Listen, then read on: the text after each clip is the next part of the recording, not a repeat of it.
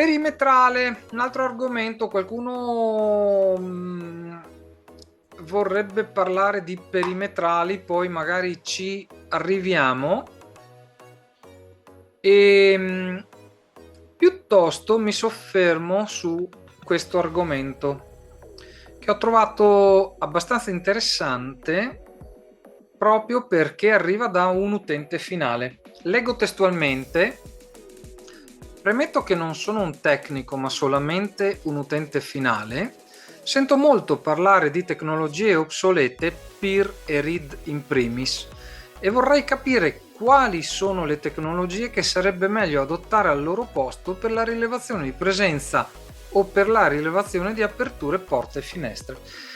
Questo è un argomento che a me sta molto a cuore. Chi mi conosce lo sa che sono un fissato delle tecnologie, e sono un fissato delle tecnologie non perché me lo sia inventato, ma perché credo che il più grande problema legato alla nostra sicurezza, alla sicurezza delle nostre abitazioni, dipenda proprio dalle tecnologie che utilizziamo.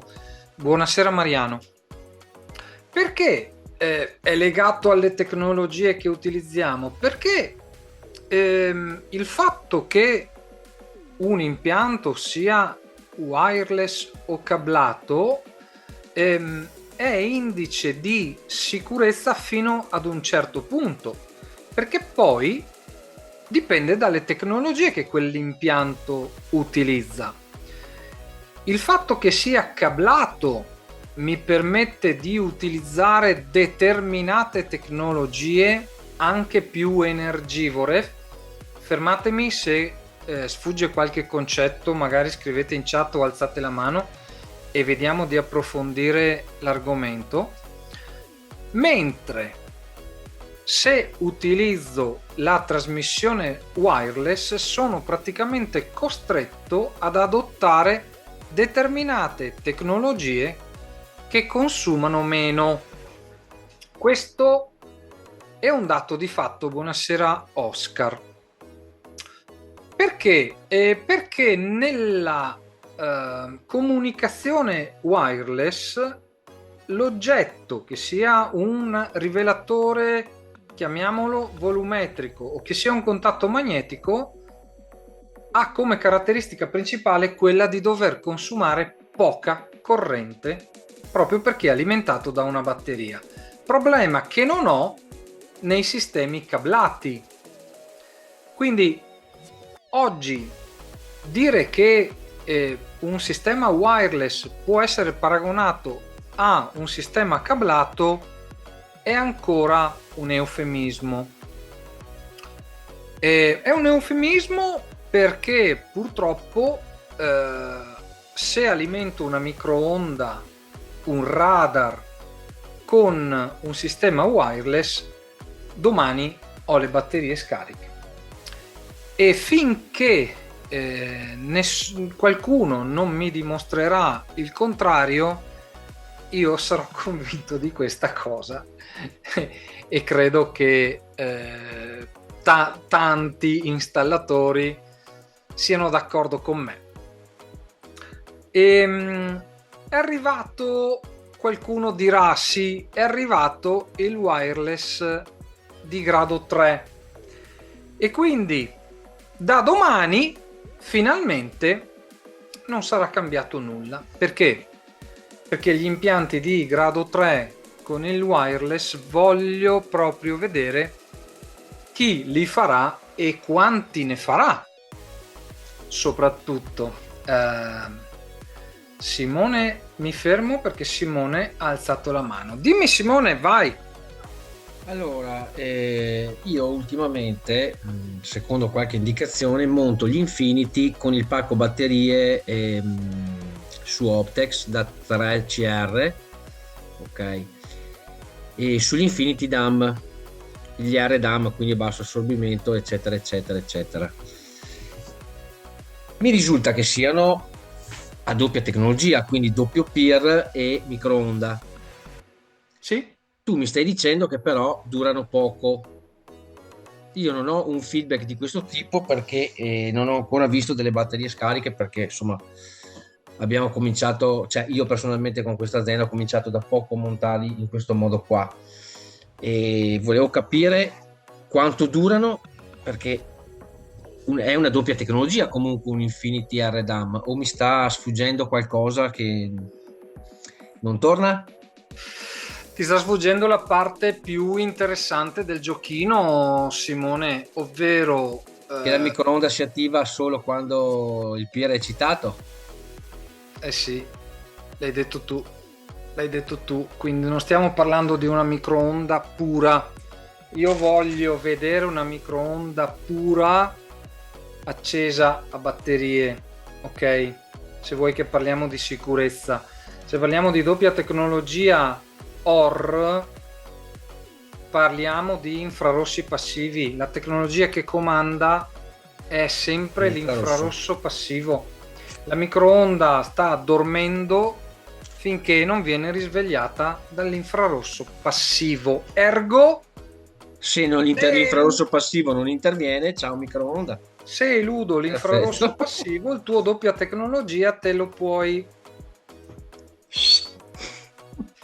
La doppia tecnologia, visto che ci siamo, diamo una spiegazione a questa cosa. Allora, perché, si chiederà a qualcuno, vendono i doppia tecnologia wireless?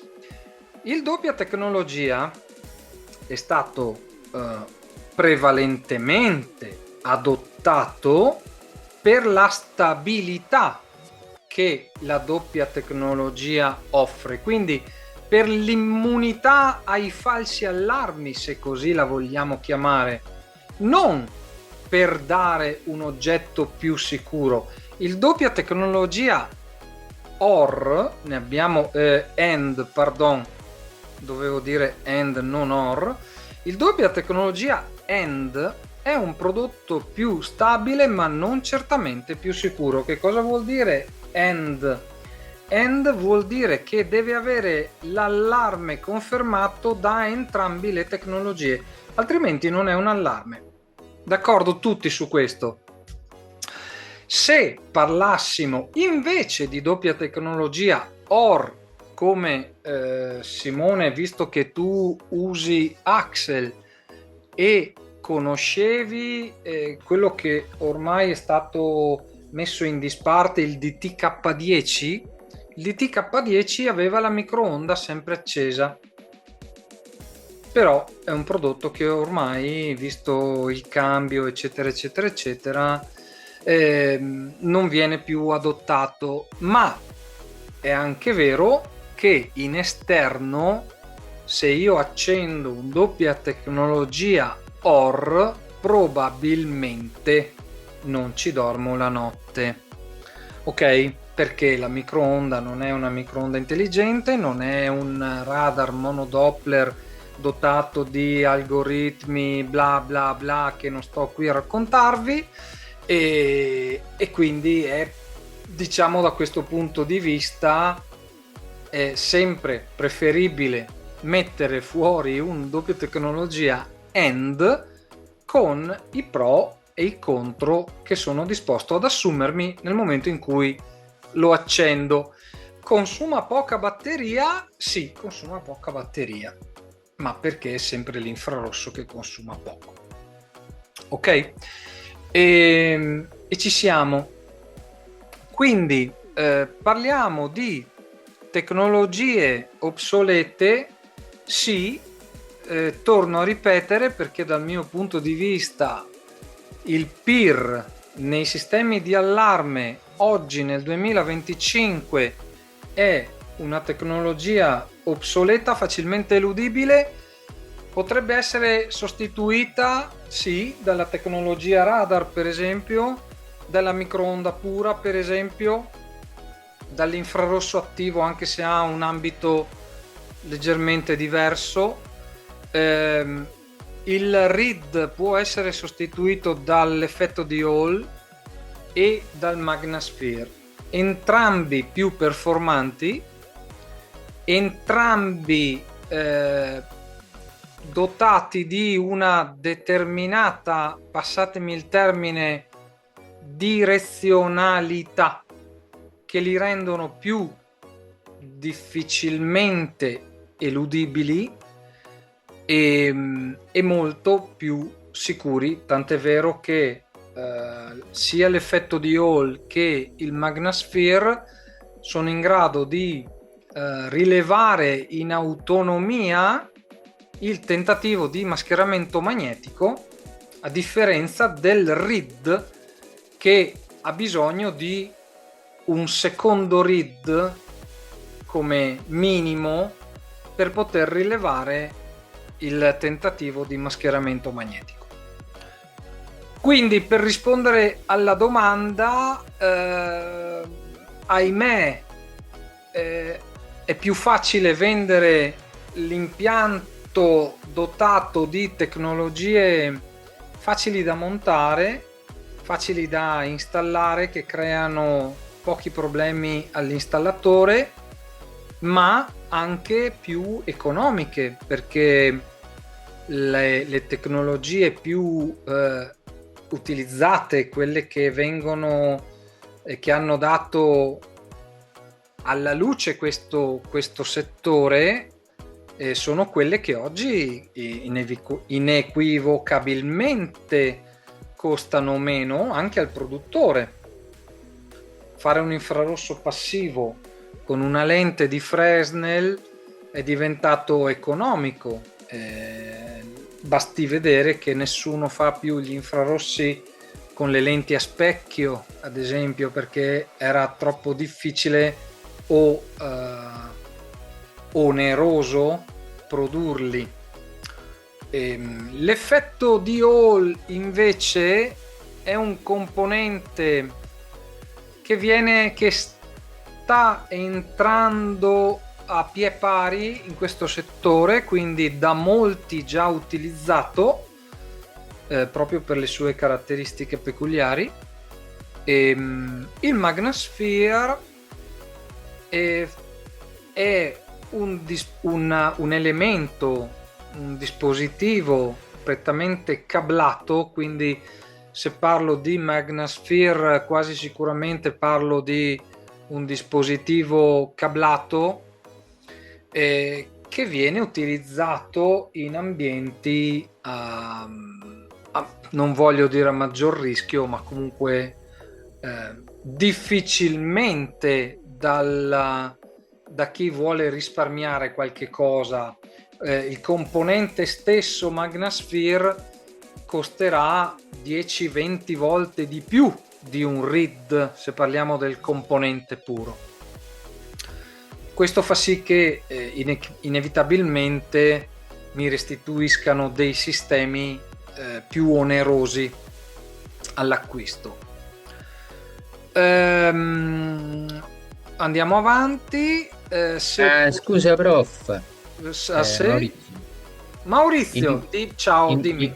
Ciao. Il Magnasphere si mette principalmente sulle porte d'ingresso, sugli accessi, diciamo? O si può usare anche in altri contesti, diciamo, in altre posizioni, ma non so com'è. Io utilizzo il Magnasphere dove posso, ovvero se posso e devo proteggere una finestra cablata, utilizzo il Magnasphere. Se devo proteggere una finestra wireless e magari ho lo scuro esterno, appoggio il Magnasphere dello scuro al trasmettitore della finestra. Vorrei dire che faccio un discreto uso di componenti, di contatti Magnasphere. Quindi è cablato sempre come un classico rivelatore, diciamo così. Assolutamente sì, assolutamente sì, è un contatto magnetico. Ora credo che qui non ne ho uno da mostrarti al volo, ma è al pari di un contatto magnetico, diciamo, no? Anziché la classica sigaretta in ottone, prendi il contatto magnetico Magnasphere cos'è questo link datasheet tsec? Sì, va bene, è un Magnasphere. Era per far vedere il Magnasphere, Davide, il contattino della Ok, T-Sec da grazie. incasso. Sì, Ok, ok, grazie. ok. Avevi alzato la mano, Simone, dimmi. Sì, sì, allora io volevo capire intanto che era stato in fiera se aveva visto un contatto magnetico radio da incasso presentato da un distributore di Milano di Dawa che non mi ricordo come si chiama. Sicura Extra. Vabbè. Tu hai visto il contatto window? Tu dici, non mi ricordo, comunque fondamentalmente bellino, 7 mm, lo metti in casso, fantastico, però con RID e con le tecnologie in hand, quindi siamo come prima. Super rivoluzionario, radio, una bomba, però Ma la parte radio di chi è? Perché quando parliamo di radio, mi sono fermato al fatto che era RID e non ho detto, vabbè, posso. secondo me la parte radio è Ajax. Sai che non ho approfondito perché quando ho scoperto quando gli ho chiesto ma la tecnologia è RID, sì, e dei sono in hand, quindi a posto, capito? Cioè, non sono più andato a indagare perché non era più interessante, In che non era senso niente sono di in hand? nuovo. Scusa Simone, in che senso sono in hand? In hand con chi? In hand con loro, perché c'era anche l'inclinometro e l'assiale. Quindi ho una segnalazione sola per tutti gli allarmi? Così mi aveva più o meno spiegato, poi ti ripeto, non l'ho approfondita più di tanto, però mi sembrava di aver capito che se tu mascheravi il read, ok, tu potevi aprire la finestra tecnicamente, perché solo l'inclinazione non era in hand con lo Vabbè, sbilanciamento magnetico. non avendolo qui, non potendolo testare, direi che è inutile discuterne. E finché non possiamo dire come funziona, è inutile che stiamo a perdere tempo, Simone, su questo argomento. Piuttosto, per finire il ragionamento di prima, questo è un contatto magnetico cablato naturalmente, dotato di rivelazione d'urti a scomparsa, viene definito a scomparsa dal produttore perché è molto sottile, appunto dovrebbero essere 7 mm se non ricordo male. E nella versione su bus, che quindi va collegato ad un loro hub, e nella versione analogica, passatemi, con le segnalazioni distinte di allarme per apertura, allarme per urto e manomissione. Credo che sia un bell'oggetto di cui faremo, almeno parlo per me, farò largo uso anche visto i costi piuttosto contenuti.